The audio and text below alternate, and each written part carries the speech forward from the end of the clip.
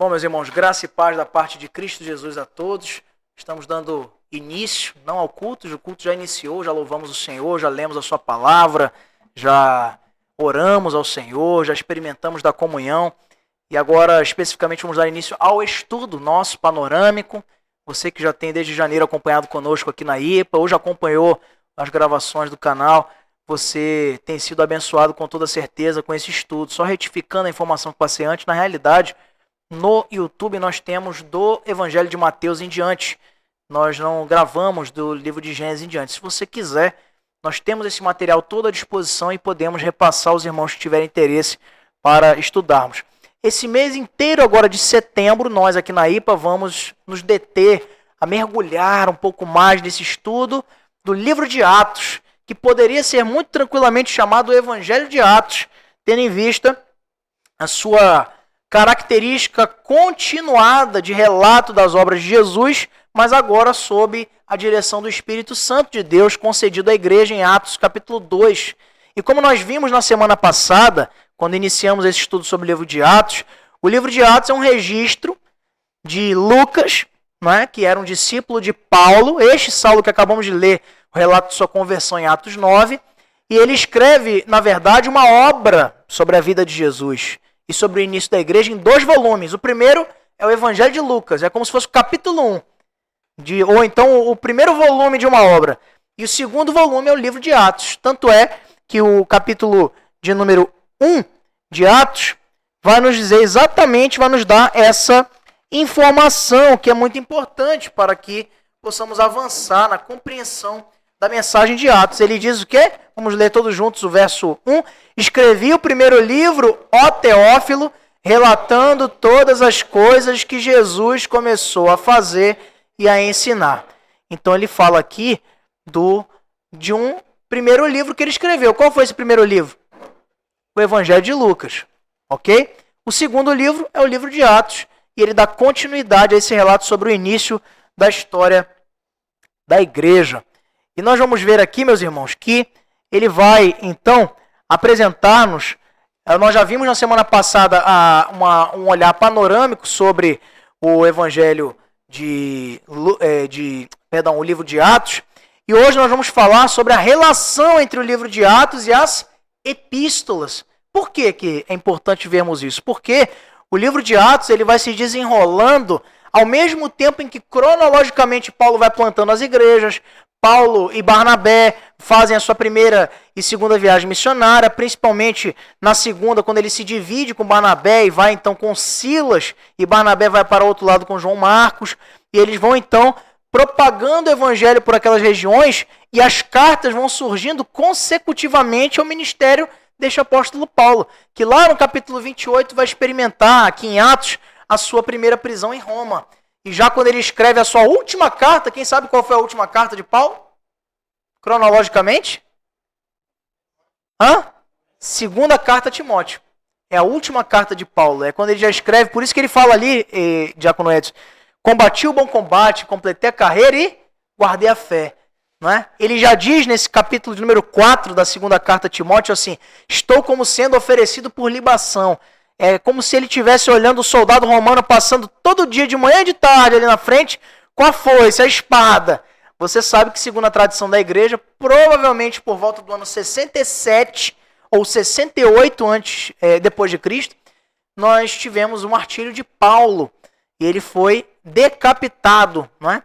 Foi uma morte relativamente rápida para aquele que sabia que o viver é Cristo e o morrer é lucro. Alguém que tinha em alta conta o viver espiritual, a certeza da vida eterna e da satisfação que há na graça de Cristo. Como cantamos aqui nesse belíssimo cântico quando iniciamos nosso culto, é a tua graça que nos basta. O alvo da nossa lição de hoje, meus irmãos, são 3. Primeiro, nós sempre temos como primeiro alvo o conhecimento, é saber. Saber o quê? Relatada no livro de Atos como não sendo um momento único. É importante entendermos, meus irmãos, que a igreja não ficou e não morreu em Jerusalém. Se fosse assim, não teria chegado aos nossos dias, não teria chegado até o nosso Brasil, a América e assim sucessivamente. Muito se deve ao ministério de homens abnegados, como foi Paulo, como foi Barnabé, como foi Pedro, como foram tantos outros. Então, o nosso primeiro objetivo é entender que a igreja não acabou em Jerusalém, mas cumprindo a determinação de Jesus lá em Atos capítulo 1, verso 8, ela começou em Jerusalém, depois foi para toda a Judéia, Samaria, até os confins da terra. Então, esse foi o cumprimento exatamente da mensagem do Senhor com relação a essa questão da expansão da igreja. O nosso segundo alvo, meus irmãos, é sentir. Você vai conhecer, mas vai também experimentar. O quê?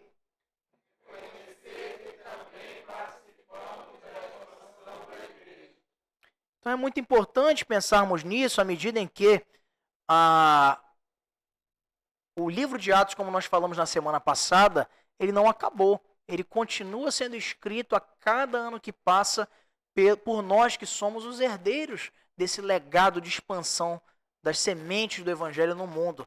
E continuam ainda um terço de toda a população mundial ainda sem ter ouvido a respeito do Evangelho de Cristo. Ou de terem conhecido um Jesus que não é o Jesus das Escrituras, o Jesus da Bíblia, e ainda precisam da nossa disposição, do nosso ID, do nosso cumprimento da missão. Aqui em Ananindeua, nas populações ribeirinhas, nas populações quilombolas, os mais ricos do Brasil são os que menos conhecem, os mais pobres, e estão também somados aos ciganos, esses 5 povos não alcançados do nosso país, e que despertam a nossa atenção e o propósito da missão da igreja. Nós somos os próximos capítulos de Atos, e não podemos esquecer disso.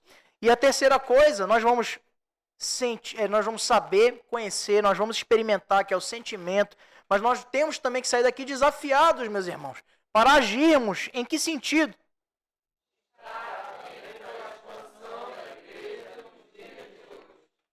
Então perceba que a expansão da igreja, além de ser a nossa responsabilidade, também deve ser objeto da nossa atenção. Avançando, meus irmãos, na nossa introdução nós destacamos que nós já verificamos na lição anterior, quando começamos a falar sobre o livro de Atos, que esse livro é a narrativa dos primeiros anos da igreja cristã. Se o Evangelho fala do ministério de Jesus, da sua morte e ressurreição, dos seus sinais, seus milagres, seus ensinamentos, o livro de Atos é uma carta aberta a respeito da história da igreja. O período que o livro abraça compreende desde a última aparição de Jesus, lá em Atos 1, de 1 a 11, antes dele ser assunto aos céus, dando as últimas instruções aos 12 e também aos demais discípulos, e isso aconteceu por volta do ano 37 depois de Cristo, até o ano 61 depois de Cristo, relatando sobre a prisão domiciliar de Paulo em Roma, ou seja, alguns anos antes de ser ele morto ou martirizado. Então, nós observamos esse detalhe, chamando a atenção aí para o fato da data que o livro de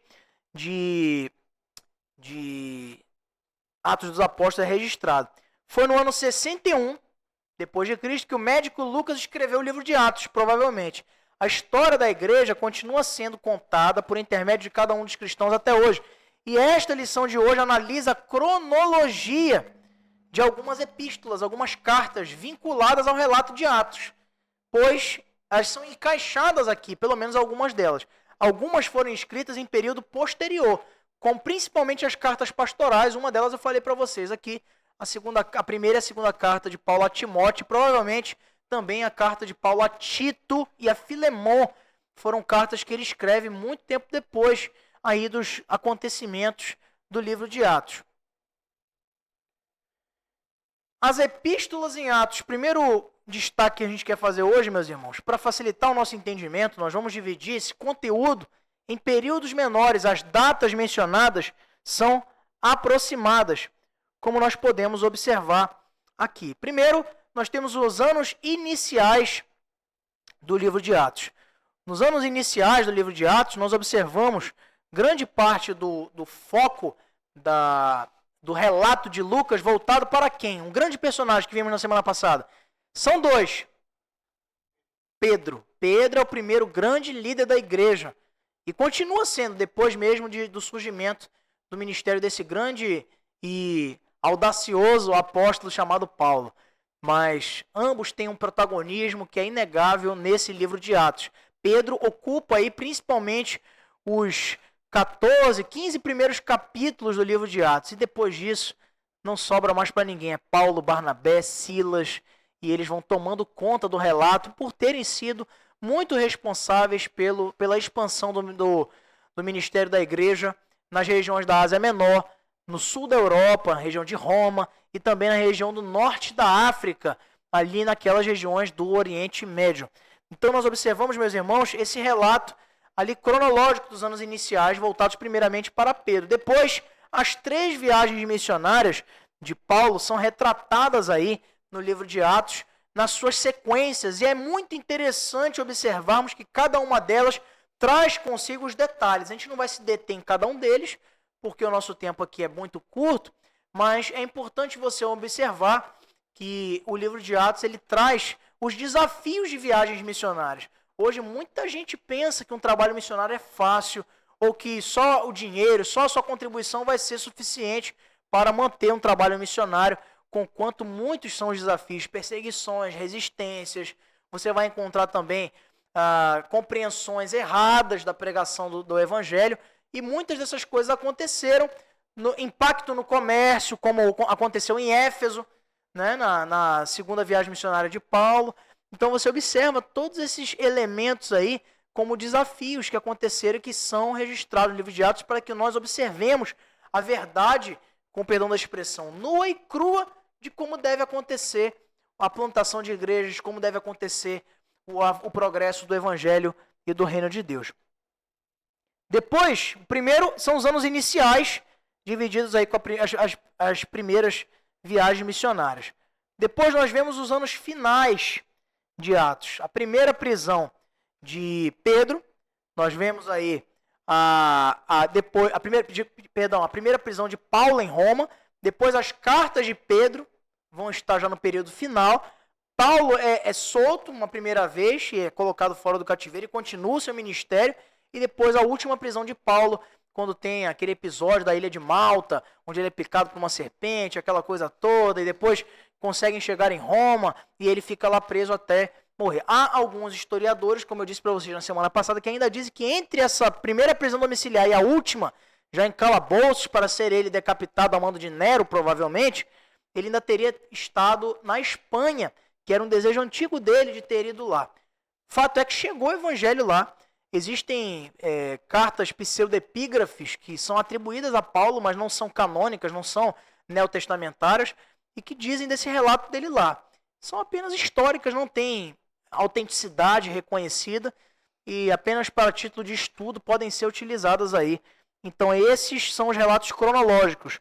No primeiro que vimos lá, os atos iniciais, as primeiras viagens, e finalmente os anos finais do livro de Atos, que vão compreender algumas cartas, como as cartas de Pedro, as primeiras cartas de Paulo, e também a última prisão de Paulo, no contexto lá de Atos, capítulo 28. E nessa linha cronológica, meus irmãos, nós podemos apresentar uma cronologia de Atos, vinculando, ou relacionando as cartas escritas nesse período, e as datas são mais ou menos aí aproximadas. Acompanhe comigo com atenção. Vamos colocar aqui na tela para acompanharmos uma primeira linha cronológica. Nós podemos observar, então, no ano 36, é quando ali em Atos 1, de 1 a 11, Jesus é visto pela última vez corporeamente. Ele é assunto aos céus e o Espírito Santo é concedido em Atos 2. Então você tem aí no ano 46 depois de Cristo, aí a carta de Tiago. A carta de Tiago, cronologicamente, é uma das primeiras cartas apostólicas registradas, se a gente fosse organizar por data de escrita. Ele escreve logo quando recentemente a igreja tinha acabado de ser organizada. É por isso que a carta de Tiago fala sobre coisas muito simples. Ela não aprofunda-se tão teologicamente. Tem gente que pensa que ela contradiz a carta de Paulo aos Romanos, que a gente está estudando na nossa escola bíblica dominical, porque ela fala de uma fé que está vinculada às obras. E Paulo fala muito mais da justificação pela fé e não pelas obras. E aí fica assim, quem está certo, quem está com a razão? Na verdade, os dois estão. Eles não estão falando sobre a mesma coisa. Muito pelo contrário. Tiago, embora tenha escrito primeiro, ele aprofunda. E a gente vai ver isso quando a gente fala da carta de Tiago. Ele aprofunda o entendimento teológico da justificação de Paulo para falar que a fé que é verdadeira, a fé que realmente justifica através da graça, é a fé operosa, a fé que tem frutos, a fé que é produtiva. Não a fé que ela é apenas aparente, ou a fé que é apenas exterior. A carta aos Gálatas, ela é a primeira carta escrita por Paulo, mas não a primeira do Novo Testamento. Observe aí que ela é registrada muito provavelmente aí entre a primeira viagem missionária de Paulo e o Concílio de Jerusalém, que foi a primeira reunião de um presbitério para decidir sobre duas coisas. Quais foram? A questão da circuncisão e a questão da comida sacrificada aos ídolos. As igrejas dos gentios estavam com essa preocupação, se eles tinham que adotar os ritos judaicos. Pedro tinha um entendimento que sim. Lá em Atos 15 está registrado isso. E ele defende, dizendo, não, tem que obedecer, eles têm que se circuncidar. E você imagina o problema. Um camarada adulto já, gentil, viveu a vida dele toda em outra cultura e agora tem que cortar fora um pedacinho lá do seu órgão genital. Então, Paulo e Barnabé, e diante do parecer de Tiago, né, lá, muito bem colocado lá no capítulo 15 de Atos, de 1 a 35, eles chegam numa conclusão de que não. Eles deviam, no que fosse possível, se abster de comer comidas de animais sufocados, não é? Como ordenava a lei de Moisés. Mas, principalmente, a circuncisão que valia, ele vai abordar muito isso em que carta? Aos Gálatas. E olha só que interessante como é que ele é contemporâneo o fato. E preste bastante atenção, que o nosso objetivo de hoje é colocar eventos do livro de Atos junto com as cartas.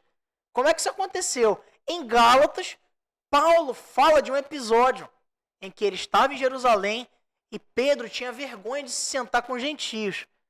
Ele fala assim, não é para ser assim, a circuncisão que importa é a do coração. Vocês têm que entender que o que salva vocês não é a lei. E é nessa carta que ele diz, eles tinham uma coisa na Galácia, que era uma colônia grega, de cultuar os anjos. Ele fala, olha, é o seguinte, chegou os judaizantes aí dizendo para vocês que quem vai salvar vocês é a circuncisão. E eu quero dizer para vocês que qualquer um que chegue aí com vocês na Galácia pregando outro evangelho, pode ser eu, pode ser outro apóstolo, pode ser um judeu, pode ser até um anjo, brincando aí com essa coisa do culto aos anjos na Galácia, seja considerado anátema ou maldito, se pregar o evangelho além daquele que eu vos tenho entregue. Mas que evangelho era esse que ele tinha entregue? Ele começa a carta aos Gálatas falando isso, o evangelho de Cristo. Como ele fala aos Coríntios também, lá no capítulo 11, verso de 23 a 30, eu vos entreguei aquilo que também recebi do Senhor. Então, o evangelho que ele ensinava é o evangelho de Cristo. E se tivesse alguém ensinando algo contrário, devia ser considerado maldito. Então, o Concílio de Jerusalém vai se decorrendo aí até o ano 52. Continuando a linha cronológica aí, você tem outros acontecimentos e a cronologia das demais cartas, como você pode observar na segunda viagem missionária de Paulo, finalzinho dela, no ano 52 depois de Cristo, você tem então aí a primeira carta e a segunda carta aos Tessalonicenses.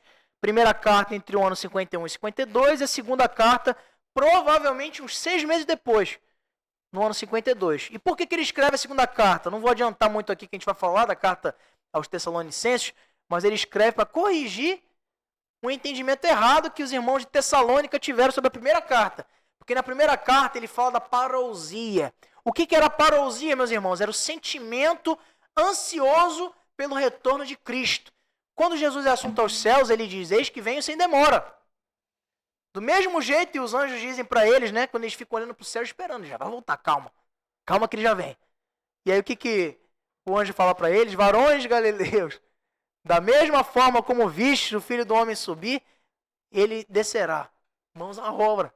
Ficar esperando aí por quê? Então, é interessante observarmos isso, e principalmente, meus irmãos, quando nós podemos observar esse detalhe interessante relacionado aí à questão das cartas, né? E aí ele escreve a primeira carta aos Tessalonicenses falando do anseio pela vinda de Cristo. Aí os irmãos ficaram extasiados com isso, não vão mais trabalhar, não vão mais comprar, não vão mais vender, não vão mais me casar, não vão mais fazer nada. Aí eu falei, ei! Calma lá, se você não quiser trabalhar, também não vai comer. Ele fala isso na segunda carta. ele escreve uma carta para corrigir o que... A carta não estava errada a primeira, eles tinham entendido errado. E ele escreve uma segunda carta para corrigir a primeira. Já na terceira viagem missionária de Paulo, nós temos aí a continuidade da cronologia, lá em Atos 13 e 14. E aí você vê a primeira e a segunda carta aos Coríntios sendo registrada entre os anos 56 e 57, e também a carta aos Romanos, que é escrita por volta do ano 58 depois de Cristo, depois da terceira viagem missionária de Paulo. E os anos finais de Atos compreendem aí algumas cartas, dentre as quais primeira e segunda carta de Pedro, entre os anos 60 e 68, carta de Paulo aos Efésios, Filipenses e Colossenses, e a carta a Filemon. Corrigindo que eu tinha mencionado Filemon também fora dessa cronologia, ela está. O que não está são quais? As cartas de Judas, você não viu aqui mencionada. Você tem a carta de Paulo a Tito e as duas cartas de Paulo a Timóteo. Não estão aí compreendidas também. E tem mais uma também, mais três que não estão registradas. Quais são? As três cartas de João. João ele vai escrever tudo depois. O evangelho dele é no final do primeiro século, lá entre o ano 90 e 95. Enquanto que o Apocalipse foi entre 95 e 99. E aí você vai ver ele também registrando as cartas paralelamente aos evangelhos. Quando ele sentou para escrever, escreveu logo tudo. Muito provavelmente lá na ilha de Patmos, quando ele esteve exilado. E ali pôde ter tempo para registrar. Não se escandalize com isso. Geralmente quem está na lida ali do ministério, pregando e fugindo das perseguições que a igreja sofreu e enfrentou, tinha tempo para sentar e escrever. Paulo ele escreve grande parte das cartas aonde? Na prisão. Quando ele estava preso. Ele teve tempo. Olha só como é que Deus usou até a prisão como propósito para abençoar a igreja dele. E você tem aí a primeira carta a Timóteo a Tito escrita depois, no ano 61 a 65. Nesse contexto. Depois, meus irmãos, nós temos também os anos posteriores a Atos, não é? E das 21 epístolas do Novo Testamento, 16 foram escritas no período escriturístico de Atos dos Apóstolos. Apenas 5 foram escritas em período posterior, a partir de 65, seguindo até meados de 95. Hebreus, Judas, 1º, 2º e 3º a João. Então, nessa sequência aí também, depois do livro de Atos. Deixa eu passar aqui para a gente observar. Nós temos no ano 65, aí em diante, depois do livro de Atos, a carta aos Hebreus. Você tem no ano 68 o martírio de Paulo e de Pedro em Roma. Provavelmente aí já no finalzinho, né, antes da destruição de Jerusalém, que foi em que ano mesmo? 70. E está aí, né, no próximo tópico, eu pensei que não estava aí, por isso que eu perguntei. Depois a carta de Judas, é escrita entre o ano 70 e 80, e a primeira, segunda e terceira carta de João, escrita entre o ano 85 e 95, e fecha aí o primeiro século da história da igreja. Então existe essa relação cronológica, e muita coisa aconteceu, e compreendendo aí também o avanço da história da igreja. Conclusão, meus irmãos. Hoje, bem breve, para a gente poder entender apenas essa relação do livro de Atos com as cartas apostólicas. Já foi dito que a ordem dos livros do Novo Testamento não é uma ordem cronológica, e sim uma ordem temática. Mas isso não significa que devemos negligenciar a cronologia dos livros. Nesta lição de hoje, nós vimos quando cada carta do Novo Testamento foi escrita, firmando como base o livro de Atos. Releia as epístolas analisando o período histórico em que elas foram escritas. E aí vai ser muito interessante termos esse conhecimento para a nossa edificação. É muito interessante nós observarmos que houve um propósito na elaboração dessa sequência do cânon do Novo Testamento. Quando começa, qual é o primeiro livro? Mateus. Eu já falei para vocês que o primeiro evangelho que foi registrado não foi Mateus, foi Marcos.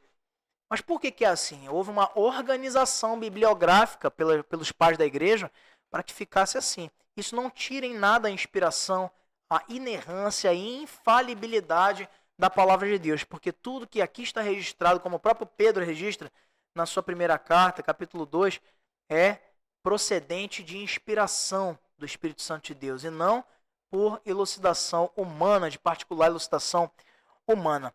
Algum irmão tem alguma pergunta, alguma consideração, uma colocação aí sobre o livro de Atos? Pode falar, Newton.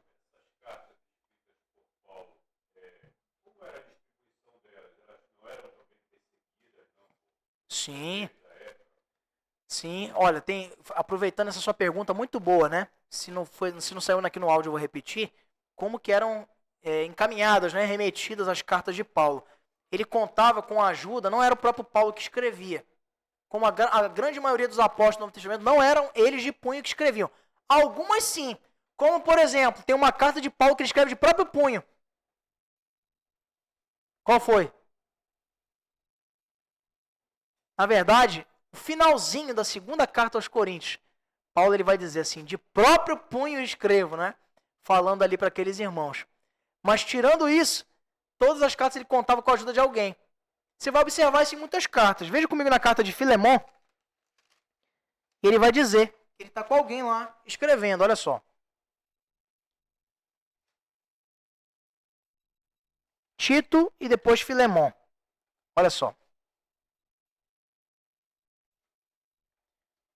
Diz assim, versículo 1. Paulo, prisioneiro de Cristo Jesus, e o irmão Timóteo, olha aí, quem é que estava ajudando Paulo? Timóteo, seu amado filho na fé. Ao amado Filemon, que é também nosso colaborador, pastor que era da igreja de Colossos. Depois você vai ver na carta a Timóteo, olha só. A primeira carta de Paulo a Timóteo.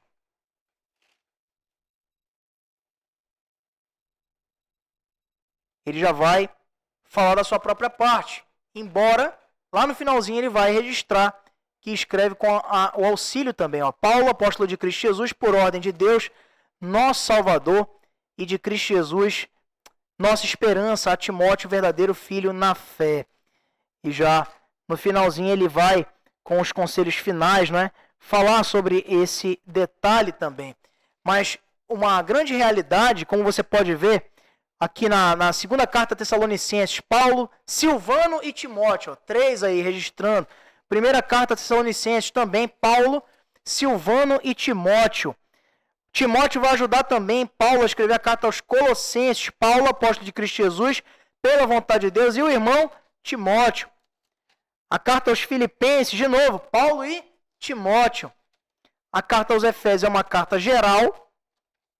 Depois você tem a carta aos Gálatas, onde ele também escreve de maneira mais pessoal. Mas esses que o ajudavam nem sempre eram mencionados aqui, segundo a história da igreja cristã. Chamavam-se amanuenses. Eram escritores, redatores. Grande maioria dos apóstolos iriam ditando e os amanuenses iam registrando. Então era assim que funcionava. Aí como é que isso chegava? Como a igreja era muito perseguida, eles tinham que mandar isso de maneira muito perspicaz. E é por isso que, por exemplo, João, quando ele registra o livro da Revelação, do Apocalipse, ele usa muita linguagem simbólica. E tem gente que ainda se perde querendo estudar Apocalipse pensando, vai aparecer um dragão, cuspindo chamas, aquela coisa meio de Game of Thrones. Não é assim. Por que ele está usando aquilo ali? Porque ele está falando, quem é o dragão ali? É Satanás. Quem é ali o anticristo ali, vestido de púrpura escarlate? É o Império Romano. Ele está falando muitas vezes ali de Nero ou Diocleciano, que eram os grandes imperadores que mais perseguiram a igreja no final do primeiro século. E o que ele está fazendo ali? Usando da sua inteligência. É óbvio que foi Cristo que mandou ele escrever daquela forma, mas para quê? Confortar a igreja perseguida e também a nós hoje, quando lemos, sabendo que o Senhor derrotará toda a hoste maligna quando voltar e com cetro de ferro governar as nações com justiça e equidade. Mas muito disso aqui já aconteceu. E ali, quando os soldados romanos iam pegar essa carta, olha, é para mandar para as 7 igrejas da Ásia Menor. Pérgamo, Esmirna, Éfeso, Tessalônica, aí o Tiatira, né? Lá Odisseia, aí o soldado romano vinha assim, um chifre, a besta, a mulher sentada. Isso aqui é historinha, manda isso aqui embora. Mas eles entenderam. Esse que era o importante. Nós entendemos a mensagem do Apocalipse. Como já estudamos aqui na igreja, inclusive, vamos estudar de novo nesse estudo panorâmico, provavelmente em dezembro. Então, meus irmãos, era assim que era encaminhada, com muito cuidado. E muitas delas, às vezes, como há uma teoria de que Paulo não escreveu 2 cartas aos Coríntios, mas escreveu 4. E por conta de perseguições, 2 se perderam. A primeira carta aos Coríntios na Bíblia seria a segunda. E a segunda carta seria a quarta. Ou seja, tem uma antes e uma entre a primeira e a segunda que teriam se perdido. Você pode me perguntar, pastor, isso compromete a Bíblia? De forma alguma. Deus é soberano e Ele permitiu que chegasse até o nosso conhecimento o que era necessário para que nós fôssemos salvos e viéssemos à fé e a crer que somente em Cristo nós temos a salvação e a vida eterna. Por isso não há por que duvidar nenhum centímetro sequer da autoridade das Sagradas Escrituras. Muito pelo contrário, é na pregação pautada nela que o homem pode se converter e pode chegar-se à salvação pelos méritos da graça do nosso Senhor Jesus. Mas alguém tem alguma pergunta, consideração?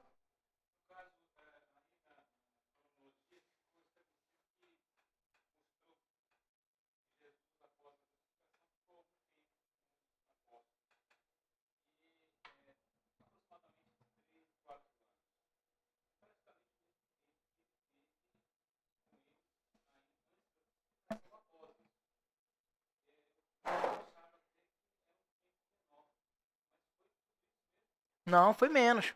Deixa eu voltar aqui, vamos ver aqui. A cronologia.